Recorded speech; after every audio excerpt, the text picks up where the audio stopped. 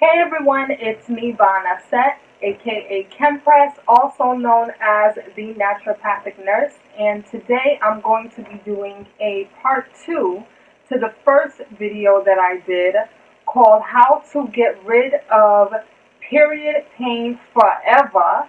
So if you have not seen that video, definitely go ahead and check that video out first before you watch this one.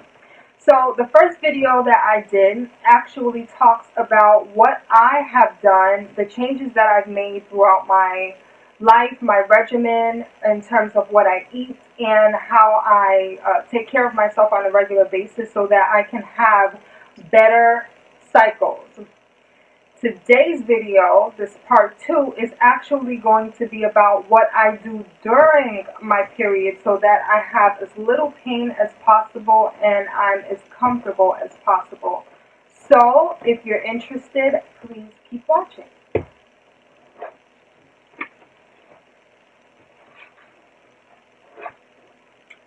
So, the first thing I do when it comes to my period, when I know it's about to come on, is I start drinking only a liquid diet. Only liquids for about the first day or two. For me, I tend to have a lot of nausea and a lot of vomiting sometimes, or I used to when my period came. The way that I was able to combat this is just not to eat any heavy foods. I realized that my body just doesn't want it and it doesn't take it, and I start to get very, very nauseous and sometimes I'll throw up. The only thing that really keeps me from getting to that point is by having an only liquid diet on the first day or two. So let me tell you what type of liquids I actually have. First is warm liquids. That's number one. You don't want to have anything that is cold during your period, especially in the first day or two when you're more prone to cramping, nausea, anything like that. Cold tends to constrict. So your muscles that need to be relaxed, the cold, anything that you drink that's cold is going to tighten things up and it's going to make cramping worse. And it's going to make you feel worse. Heat relaxes. So you want to have liquids that are very, very warm. Okay? I tend to like things that are more of a clear consistency. So I'll have different kinds of teas, lemon tea, hot lemon water, ginger tea, peppermint tea. I also have teas that help to support the reproductive system, and there are two that I like in particular that are really helpful for me. One is red clover tea, and the other is raspberry leaf tea. These two are great for supporting the reproductive system for women. The other thing is fresh juices and smoothies. Now I'll tend to have this like earlier in the first day, because usually juices you don't want to drink them warm. You're not gonna have warm juice. So I pretty much stick mostly to tea, and I'll have soup. Now the type of soup that I have, it's like a kind of like what you would have with chicken noodle soup, except I don't have meat, so I wouldn't put chicken in it or noodles. It would mostly be broth. So it's like a clear broth with celery, carrots, onions, garlic, and different herbs that I like. I might put a little thyme in it, maybe some rosemary. It's not the same every single time. I also put potatoes in the soup, but it will be very, very small pieces. So everything that I have it's light. I want it to be very light. Anything that's too heavy tends to upset my stomach. So clear liquids and clear broths. The next thing is I always try to have foods that are very easy to digest. I do not have anything that is too creamy or too heavy in my diet at all. You all know from the first video that I pretty much don't eat meat at all anymore. My diet is pretty much a plant-based vegan diet. If you are not plant-based, I would recommend that at least during your cycle you maintain a plant-based diet. Why? Because the hormones in the meat can make your period longer, and it can cause bleeding to be even heavier. You have to think about the fact that you're also taking on the hormones from the animals that you're eating, and so it can make your cycle a lot more difficult than it needs to be. So the foods that I have most of the time are fruit. It depends on what I'm craving for at the time. It may be mangoes, pineapple, apples. Those fruits are really good because I like things that are juicy. They tend to keep me hydrated because I'm not eating a whole lot during that time, and it also helps to detox the system. Fruits are very cleansing, so they help to detoxify. More solid foods that I would have are green leafy vegetables, and if I want anything that's carb, I'll have root vegetables. We call them ground provisions, so like yam, sweet potato, plantain. Even though that's not a root vegetable, but it's a good carb for me. I tend to just have things that are very natural. It's really good to have foods that are kind of bland. You don't want anything that is going to be too spicy. I avoid fermented foods completely. Also, no dairy. No dairy whatsoever. That's really upsetting for the stomach, as well as eggs. What else?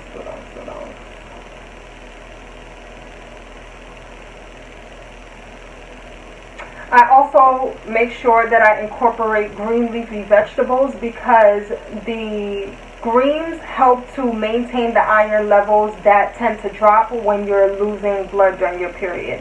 So it's really important to keep that in your diet as well, especially while you're on your cycle.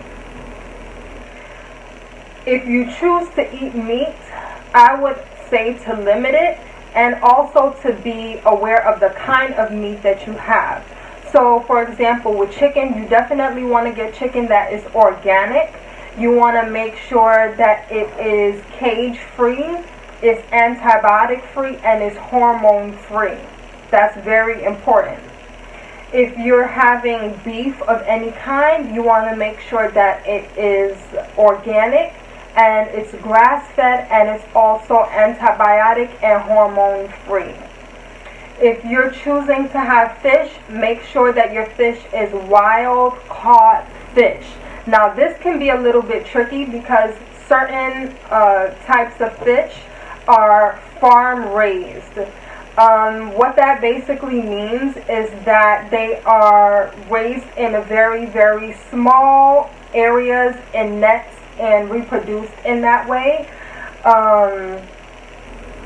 I would just encourage you to kind of Google that. You want to get fish that is wild caught, such as salmon, cod, any fish like that. You definitely don't want to be buying fish that is farm raised, even if it says organic. This is the tricky part with the fish. So if you go shopping at the supermarket, they do not consider wild caught fish to be organic because they say you don't know what the fish has been having out in the wild. So usually fish that is labeled organic at your supermarket is actually so-called organic farm raised fish, meaning it was fed an organic diet. Very confusing. This is why I stay away from that type of labeling when it comes to the supermarket and only stick with wild caught fish. Anything that says farm raised and fish that says organic, stay away from it. Okay.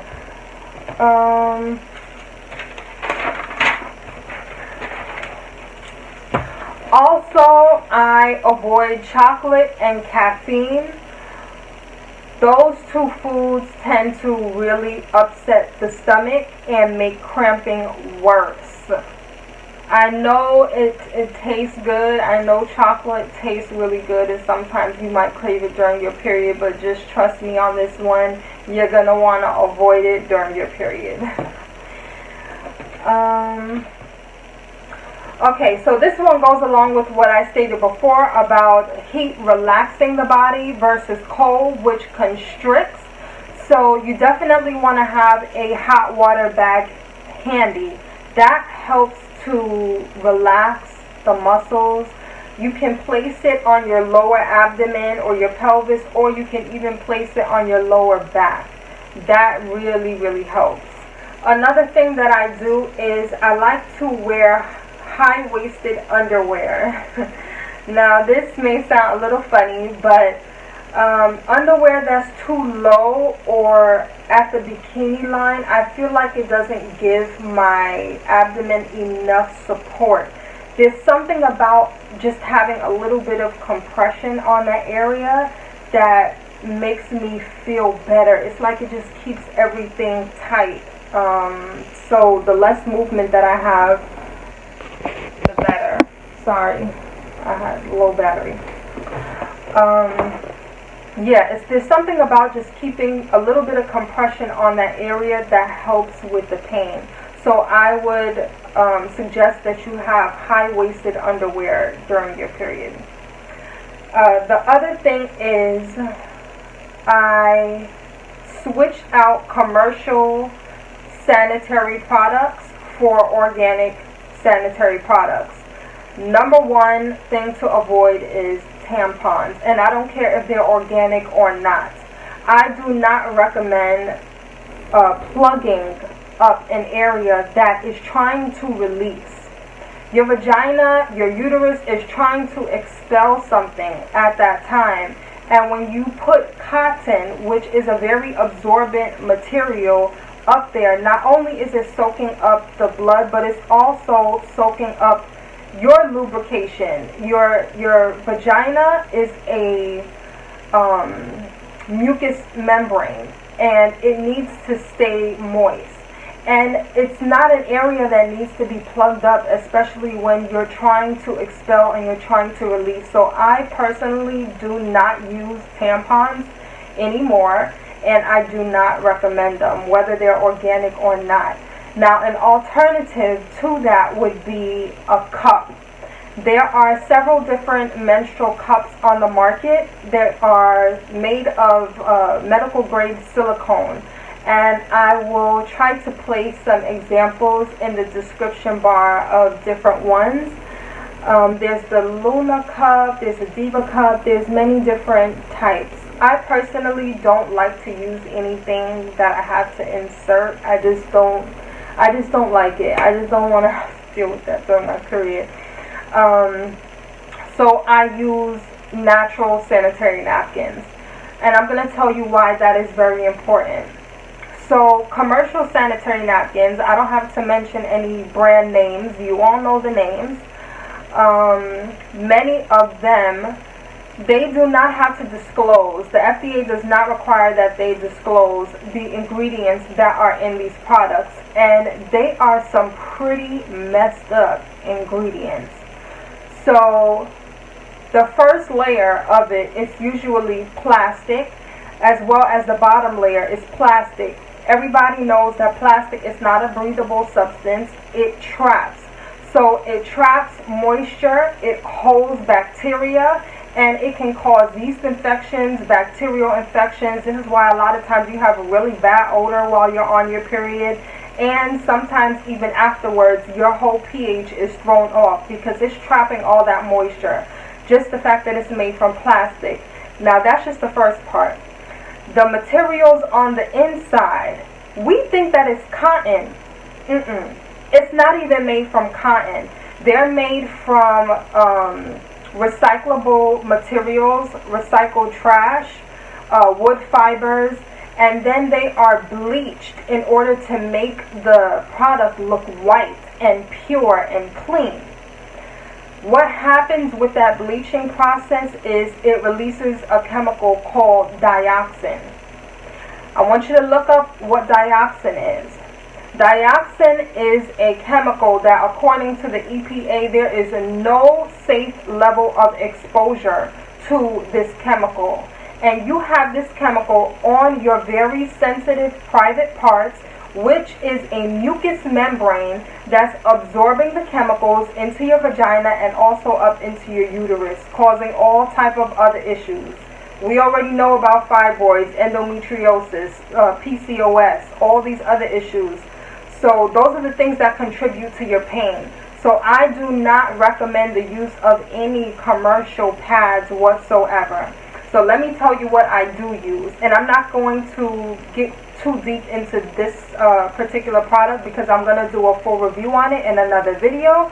But this is the one that I use. It's called the Cherish Sanitary Napkins. They're excellent. They're all natural. They're made from 100% cotton. It also has a gel polymer on the inside that helps to suck the moisture from the top. And then once it does, the top layer is dry. It's the same gel polymer that's used in diapers and babies' diapers, so it's a very, very safe material. It also has on the top layer a strip, a negative ion strip on it, which helps to reduce inflammation, odor, all of that. I'll do more. I'll talk more about this in another video. I don't want to get too deep into that, but these, I have been using them since May 2017.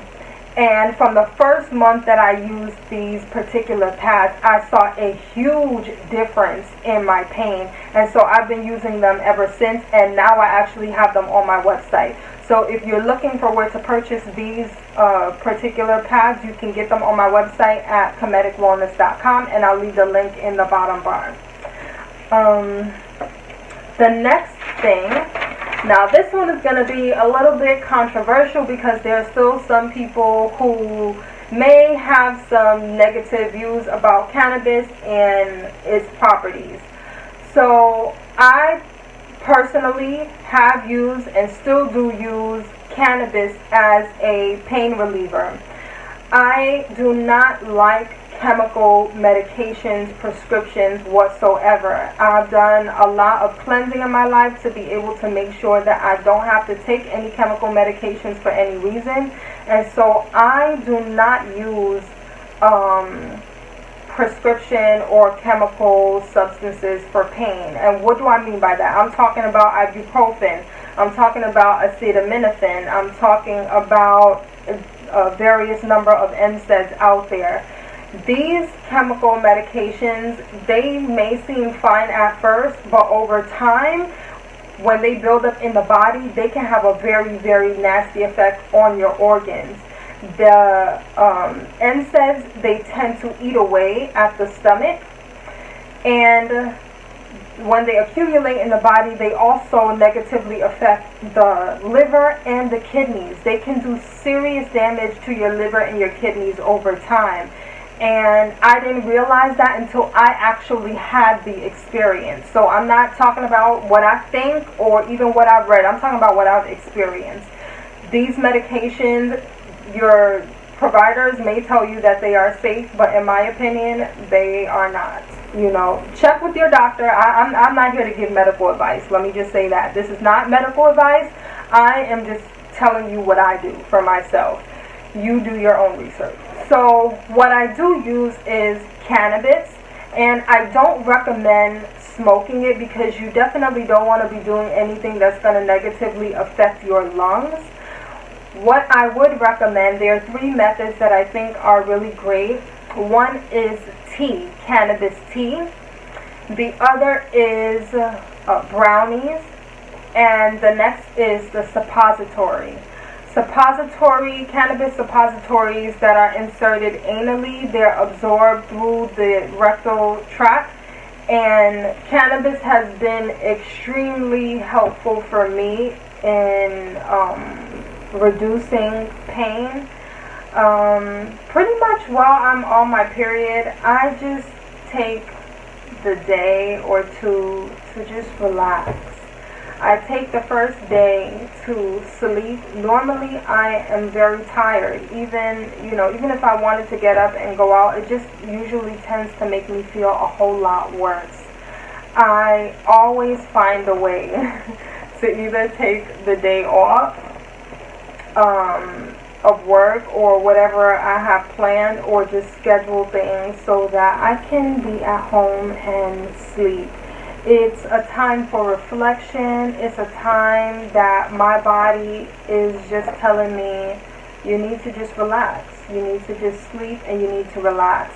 For me, I'm the type of person that I always have something to do. I always have work to do. I don't know if this is just, just the offset in me, just the Virgo in me, that I'm just like a worker bee constantly.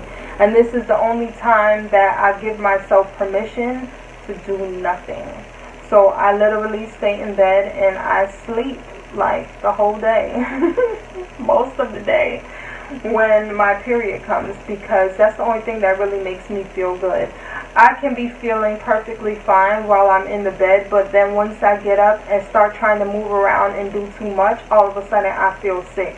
And so I have to pay attention to the fact that my body is telling me it's time to rest. It's a time for rest. It's a time for reflection. So I'll usually stay in bed, I'll rest, and I will also journal at that time. I'll journal, I'll read, I'll write. I may catch up on some, videos or something on my phone that I want to watch on YouTube or something like that.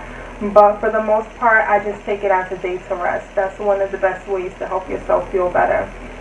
So I hope that these tips were helpful for you. If you have any questions or comments, please leave them down in the bottom bar. And I definitely want to hear some of your tips, because I don't have all the answers. I've come a really, really long way when it comes to my period. It used to be very, very painful for me, where I couldn't get out of bed. I was in an incredible amount of pain, and I don't have those issues anymore. Give thanks. But I'm not completely where I want to be. I would love to have zero nausea, zero vomiting, zero pain. I'm almost there. I'm getting there. So, hopefully some of your tips can help me too, or they can help somebody else. So if you have any more, any tips, anything that you do that I didn't mention here, please leave it in the bottom bar. Give me a like if you like this video. Subscribe and ring the bell, because I am going to be uploading more videos more regularly for you. I know a few people have told me they want me to upload more regularly, and I am hearing your requests. So definitely ring that bell and you'll be notified when I upload another video. Okay? That's all for this video, and I'll see you in the next one. Peace.